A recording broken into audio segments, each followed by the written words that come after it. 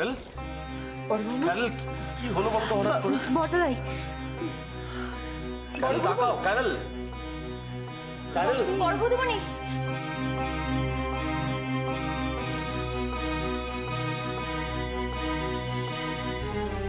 বড় বৌমা এই ধকলটা আর নিতে পারেনি। আমি প্রথমেই বলেছিলাম ওকে নিয়ে অত আদিক্ষেতা করার কোনো দরকার নেই। মেজদি আদিক্ষেতা কেন বলছো? ও তো নিজের জায়গায় দাঁড়িয়ে ঠিক ঠিক কাজগুলো করেছে। কাজল তাকাও, কাজল কথা বলছো না কেন?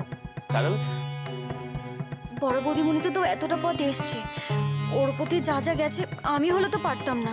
ওরে তোদের বড় বৌদি তো শেষ পর্যন্ত অজ্ঞান হয়ে শুয়ে পড়লো, তাহলে আর কি লাভ হলো? কিন্তু সে তো নিজে কাজটা শেষ করার পর অন্নকূট ভোগের থালা রাধা মাধব অব্দি পৌঁছে দেওয়ার পর ওরকম পৌঁছানোর থেকে না পৌঁছানো ভালো ছিল। যেভাবে পৌঁছলো, কেঁপে নড়ে থেমে। যা বলেছ, খুব জেতার ইচ্ছে ছিল না মেমোয়, একে বলে জিতে হারা। আচ্ছা তোমরা একটু চুপ করবে? একজন বিদেশি মেয়ে হয়েও আমার বড় নাত বৌমা যেভাবে কাজটা পুরো করেছে সেটার কথা তো তোমরা কেউ ভাবছো না। ভাববে না আশা, কেউ ভাববে না। এখন কিছু মানুষ এইরকমই, জানো তো, তাদের সকাল থেকে ভাবনা হচ্ছে শুধু খারাপ, কোনো ভালো ভাবনা তাদের মাথায় নেই। অন্যের ত্রুটি ধরা, নিন্দে করা, এই হচ্ছে তাদের সারাদিনের কাজ। তারা ওদের নিজেরাও ভালো থাকে না।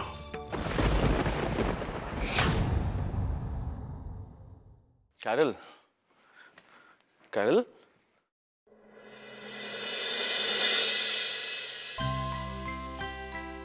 বড় বৌমা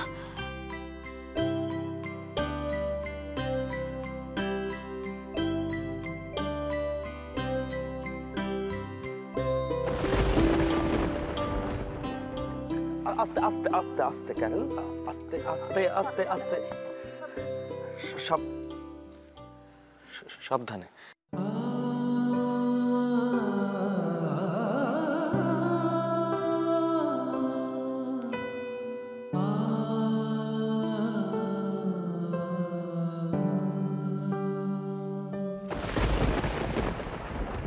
ও বড় বৌমা, ওকে কিছু খাওয়াও,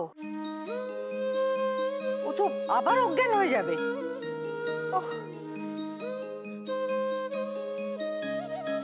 মেম সাহেব, আচ্ছা তুমি আমাকে বলো তো, তুই পড়ে গেলে কি করে?